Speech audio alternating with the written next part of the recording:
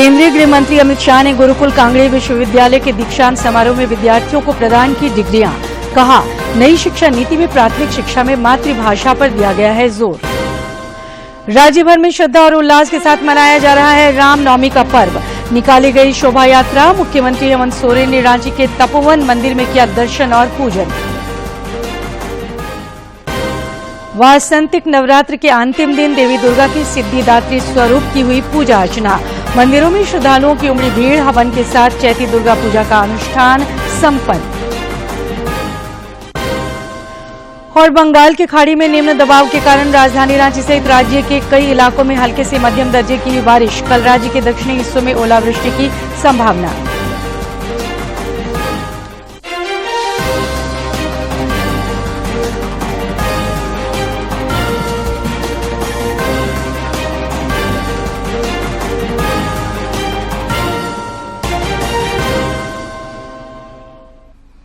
नमस्कार, खबरें झारखंड में आपका स्वागत है। खबरों के साथ मैं हूं सरोज झा। आप सभी को दूरदर्शन की ओर से रामनवमी की ढेरों शुभकामनाएं। और अब समाचार विस्तार से। केंद्रीय गृह मंत्री अमित शाह ने आज उत्तराखंड के हरिद्वार में गुरुकुल कांगड़ी विश्वविद्यालय के 113वें दीक्षांत समारोह में भाग लिया। गृह मंत्री ने उत्तीर्ण विद्यार्थियों को उनकी उत्कृष्ट उपलब्धियों के लिए उपाधि और पदक प्रदान किए। श्री शाह ने उपस्थित लोगों को रामनवमी की बधाई दी।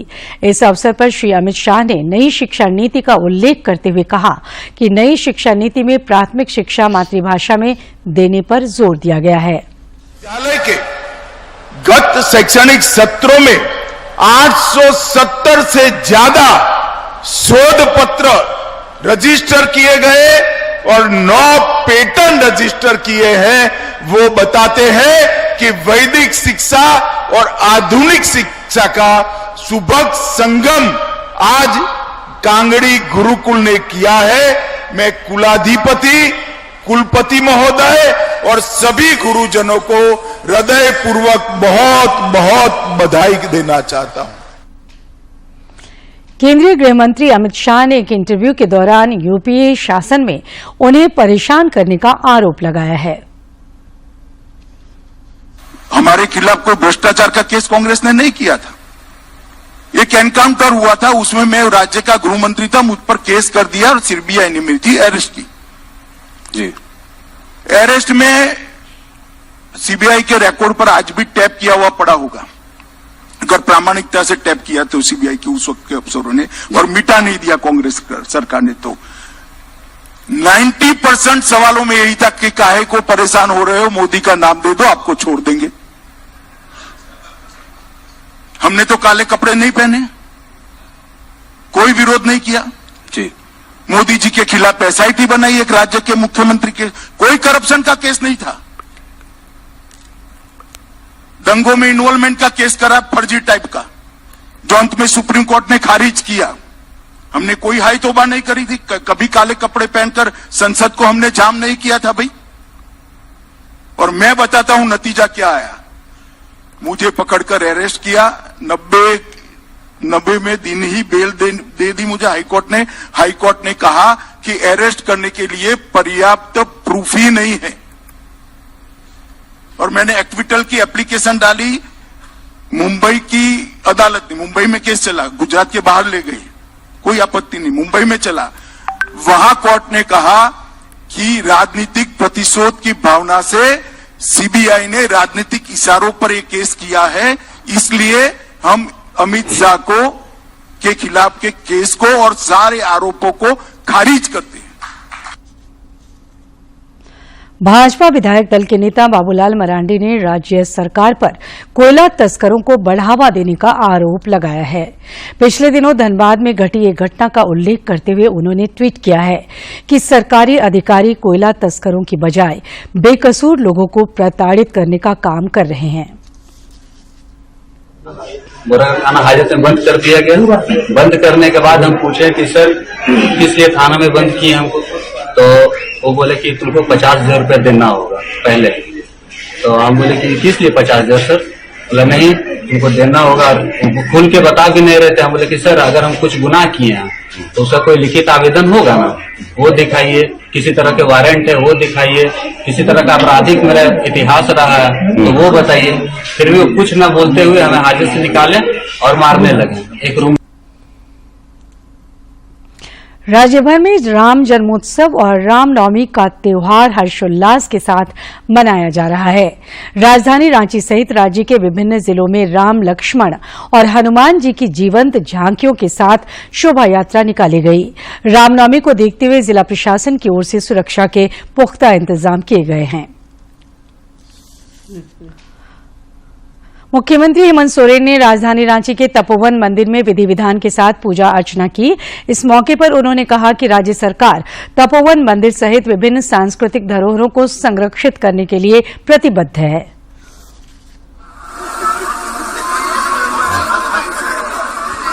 और भगवान से प्रार्थना करता हूं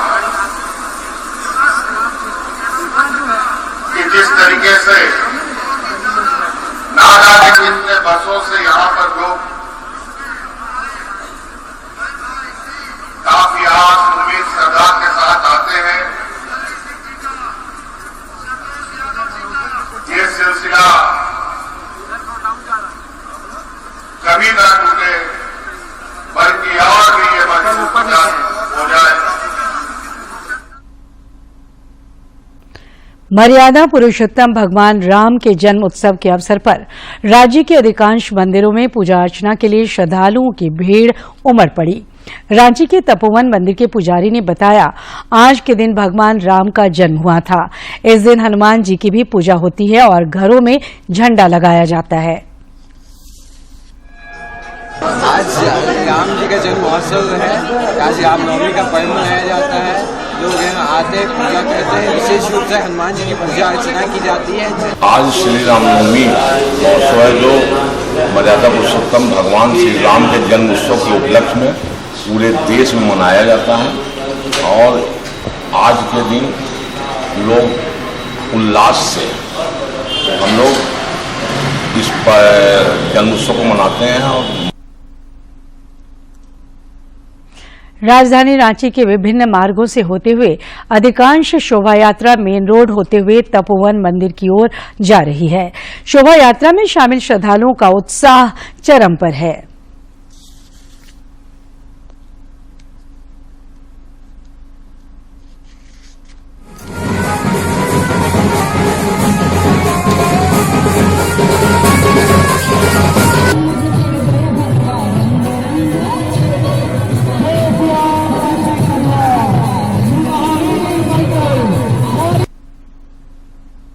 इधर रांची की सड़कों पर नारी सेना की शोभा यात्रा में महिलाओं का उत्साह चरम पर दिखा।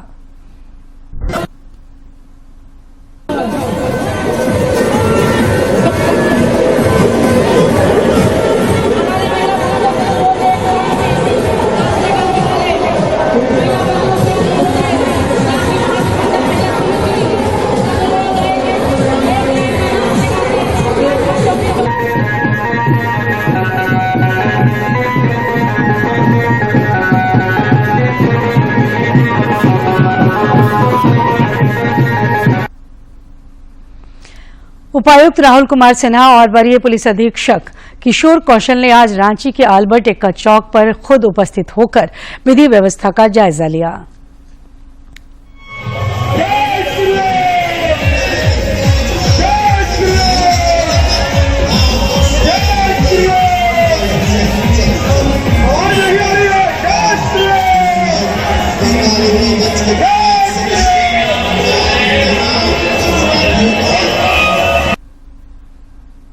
इधर खूंटी शहर में रामनवमी की शोभा यात्रा भगवान राम के गीतों की धुन पर निकाली गई।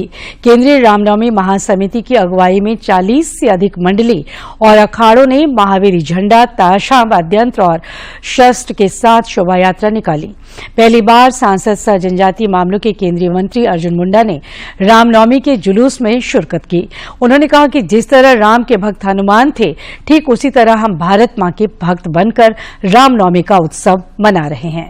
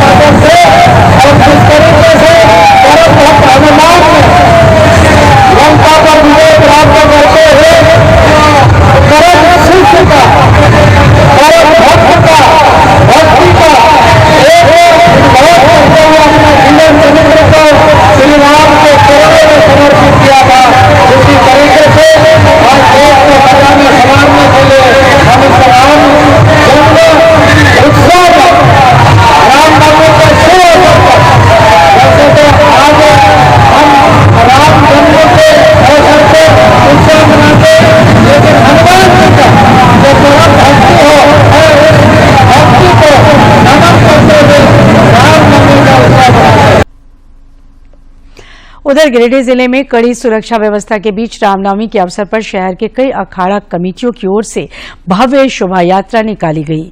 जुलूस में शामिल झांकी लोगों के आकर्षण का केंद्र रहा। जय श्री राम के जयघोष के साथ जुलूस में शामिल लोग बैंड बाजों के धुनों पर थिरकते रहे।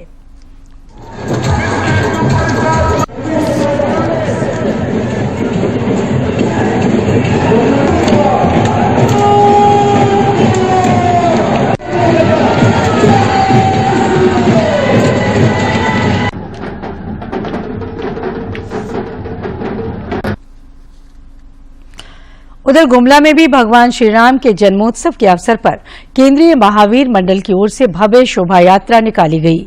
शोभा यात्रा में पुरुषों के साथ महिलाओं ने भी बढ़ चढ़कर हिस्सा लिया।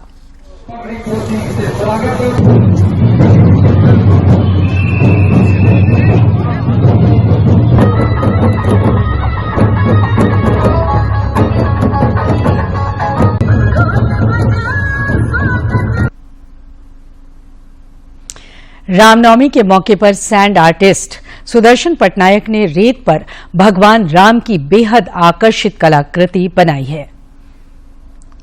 पटनायक ने रेत पर भगवान राम की बेहद आकर्षित कलाकृति बनाई है, जिसे उन्होंने अपने ऑफिशियल ट्विटर हैंडल पर शेयर किया है। साथ ही इस तस्वीर में अयोध्या का भी नजारा दिखाई दे रहा है, जो लोगों को खूब पसंद आ रहा है। इस कलाकृति को बड़ी ही खूबसूरती से बनाया गया है।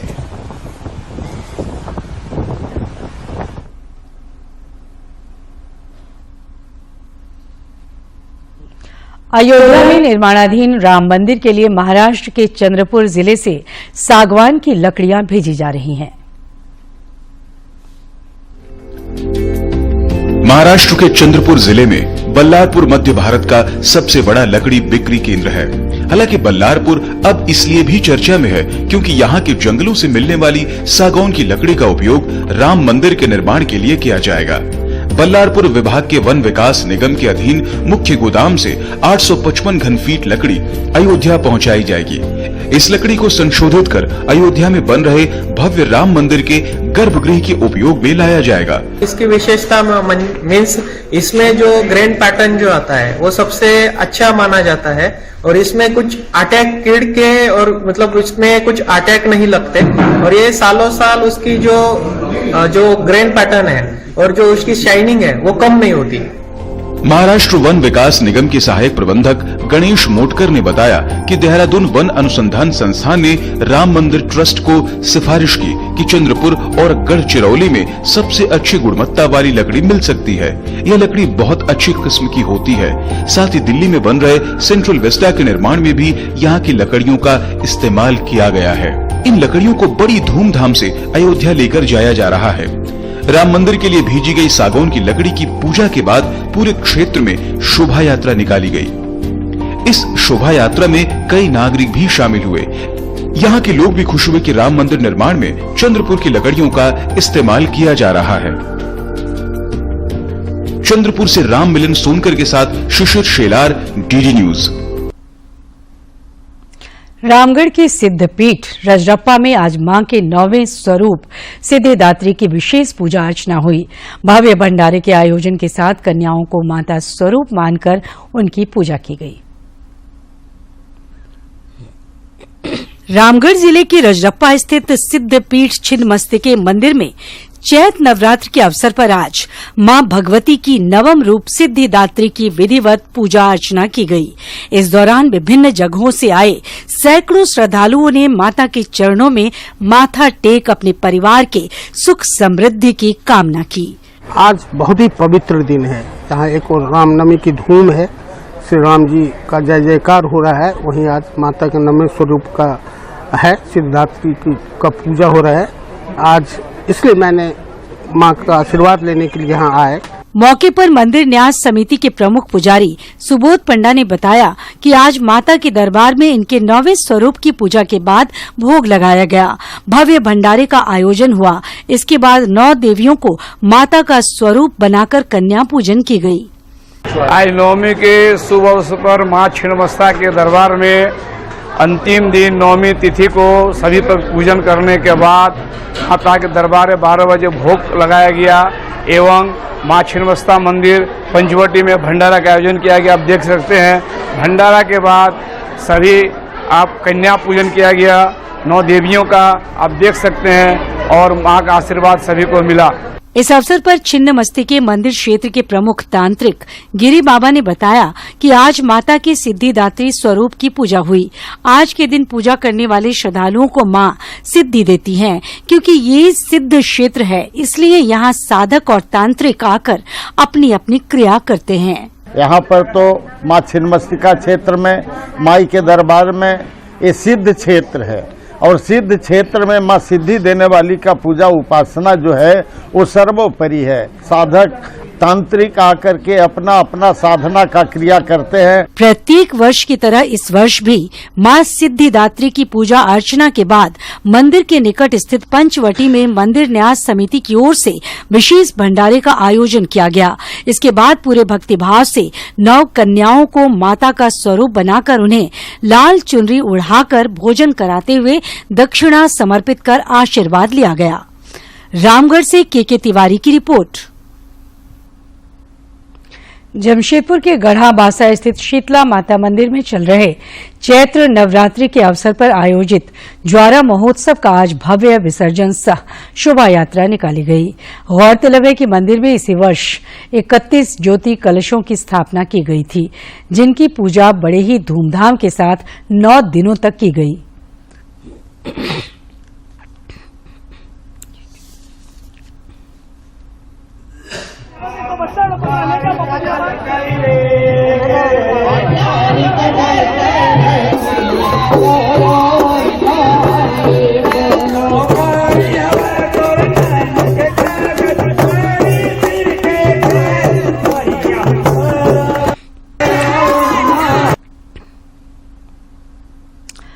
भारत की G20 की अध्यक्षता के तहत गुजरात के गांधीनगर में आपदा जोखिम न्यूनीकरण समूह की पहली बैठक हो रही है।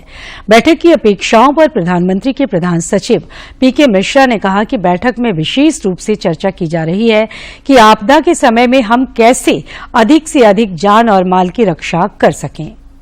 का एक्सपीरियंस भी डिस्कस हुआ, जापान का एक्सपीरियंस और इटली का जो उनका अर्थक्वेक रेजिस्टेंट अप्रोच, ये सब डिस्कस हुआ था।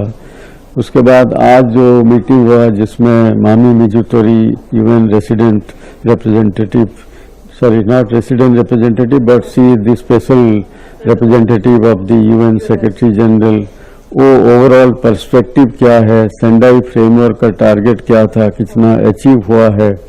अभी हम जो एसेस कर रहे हैं कि सेंडाई टारगेट का आधे टाइम तो पूरा हो गया है, 15 साल से 8 साल पूरा हो गया है, लेकिन अभी हमारा जो अचीवमेंट है अभी भी इतना सेटिस्फैक्ट्री नहीं हो पा रहा है। तो इसी कॉन्टेक्स्ट में हम कैसे अर्ली वार्निंग सिस्टम और इम्प्रूव करें तो लॉस ऑफ लाइफ को कम किया जा सकता है। केंद्र सरकार ने आत्मनिर्भर भारत अभियान को और मजबूती प्रदान करते हुए एक बड़ी पहल की है। रक्षा मंत्रालय ने 5400 करोड़ रुपए के रक्षा सौदों को मंजूरी दी है। इसके तहत रक्षा मंत्रालय ने भारत इलेक्ट्रॉनिक्स लिमिटेड के साथ 2 और न्यू स्पेस इंडिया के साथ 1 सौदे पर हस्ताक्षर किए हैं। 2 सौदों और न्यू स्पेस इंडिया लिमिटेड के साथ 1 सौदे पर हस्ताक्षर किए हैं। तीनों सौदे करीब 5400 करोड़ रुपए की धनराशि के हैं। BEL गाजियाबाद के साथ पहला सौदा automated air defence control and reporting system की खरीद का है। प्रोजेक्ट आकाश तीर नाम के ये उपकरण 1982 करोड़ रुपए में थल सेना के लिए खरीदे जाएंगे। BEL हैदराबाद के साथ दूसरा सौदा Sarang electronic support measure system की खरीद के लिए हुआ है। ये सौदा 412 करोड़ रुपए का हुआ है और इन उपकरणों का इस्तेमाल नौसेना करेगी, जबकि NSIL से आधुनिक कम्युनिकेशन सैटेलाइट GSAT-7B तैयार करने के लिए समझौता हुआ है। 2963 करोड़ रुपए के सैटेलाइट से भारतीय सेना को संवाद संबंधी काफी सुविधाएं मिलेंगी। NSIL अंतरिक्ष विभाग के तहत काम करने वाली एक सरकारी संस्था है।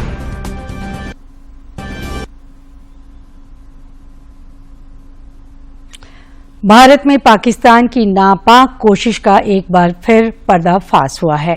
राजस्थान के बाड़मेर में इंटेलिजेंस पुलिस ने 4 पाकिस्तानी जासूसों को गिरफ्तार किया है। 4 पाकिस्तानी जासूसों को गिरफ्तार किया है।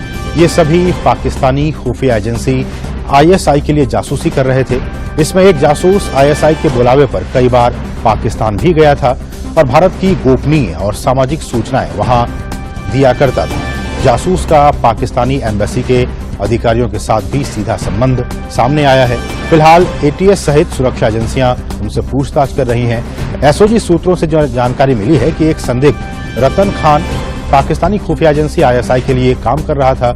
20 से ज्यादा बार वो पाकिस्तान की यात्रा भी कर चुका है।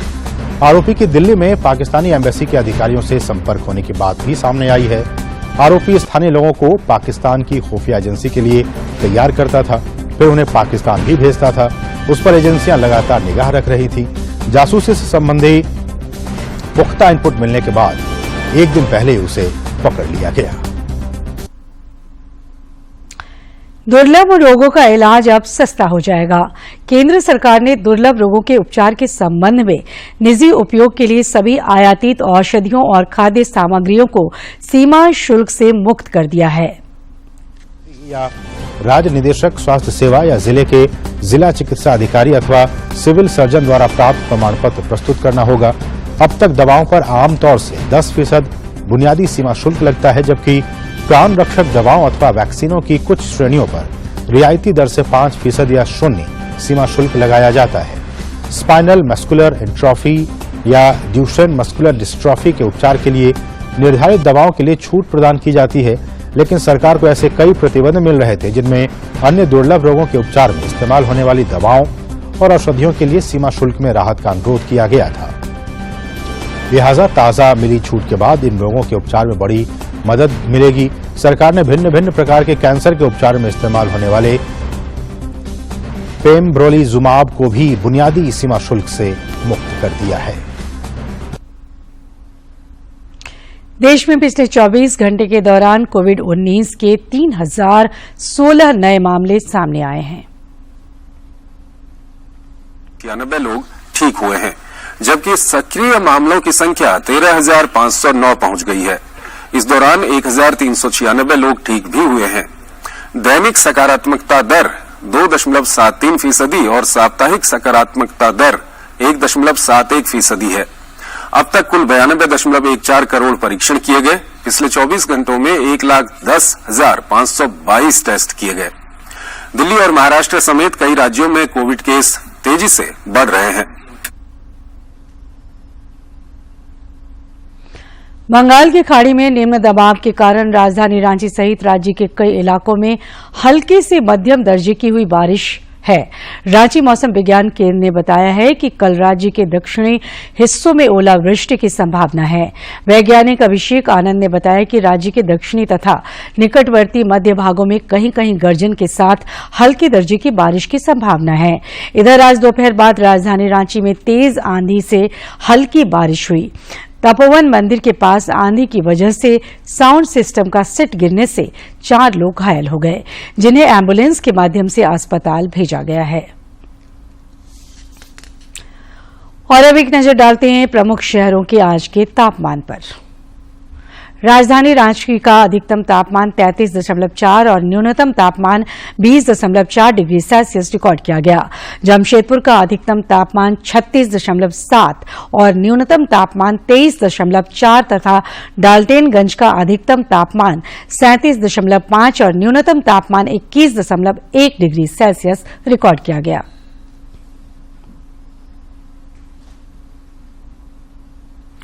और अब बात सेहत की।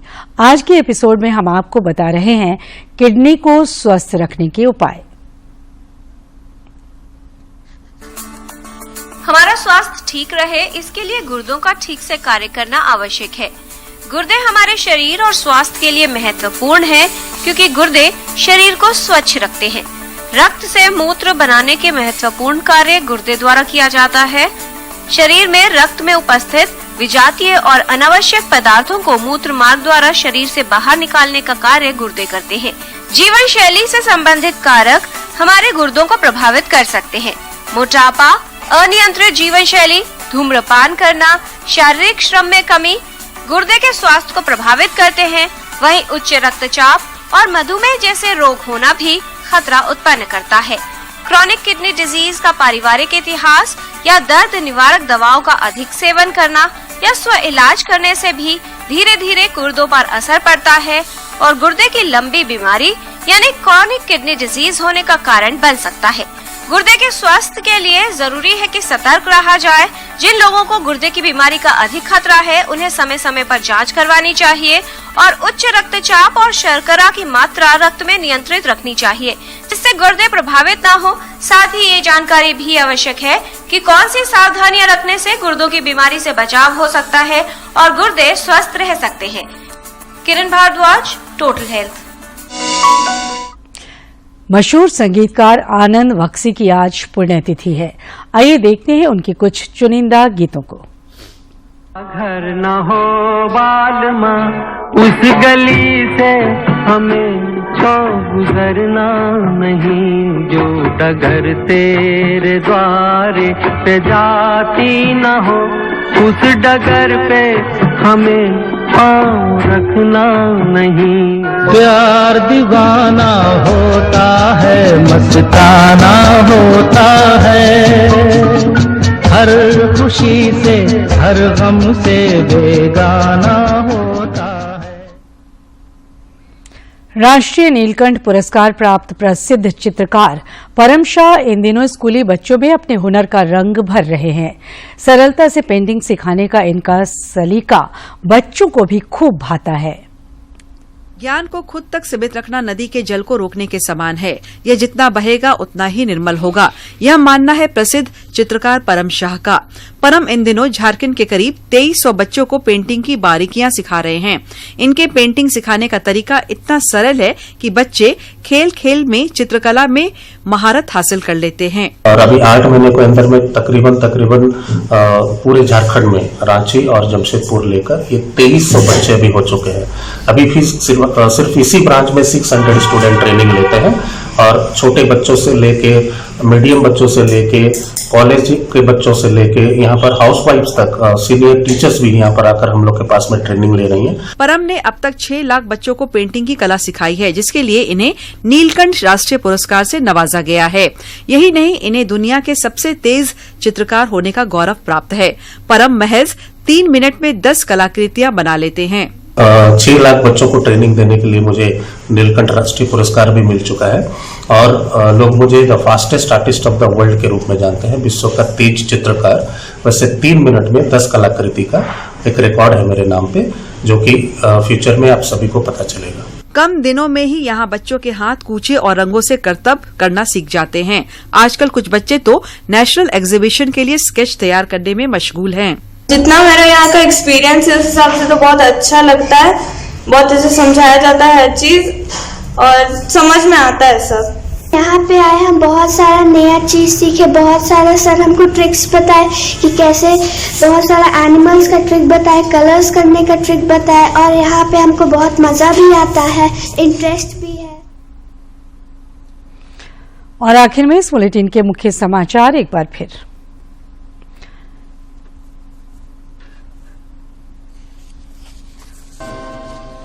केंद्रीय गृह मंत्री अमित शाह ने गुरुकुल कांगड़े विश्वविद्यालय के दीक्षांत समारोह में विद्यार्थियों को प्रदान की डिग्रियां, कहा नई शिक्षा नीति में प्राथमिक शिक्षा में मातृभाषा पर दिया गया है जोर। राज्य भर में श्रद्धा और उल्लास के साथ मनाया जा रहा है रामनवमी का पर्व। निकाली गई शोभा यात्रा, मुख्यमंत्री हेमंत सोरेन ने रांची के तपोवन मंदिर में किया दर्शन और पूजन। वासंतिक नवरात्र के अंतिम दिन देवी दुर्गा के सिद्धिदात्री स्वरूप की हुई पूजा अर्चना। मंदिरों में श्रद्धालुओं की उमड़ी भीड़, हवन के साथ चैती दुर्गा पूजा का अनुष्ठान संपन्न। और बंगाल की खाड़ी में निम्न दबाव के कारण राजधानी रांची सहित राज्य के कई इलाकों में हल्की से मध्यम दर्जे की हुई बारिश। कल राज्य के दक्षिणी हिस्सों में ओलावृष्टि की संभावना।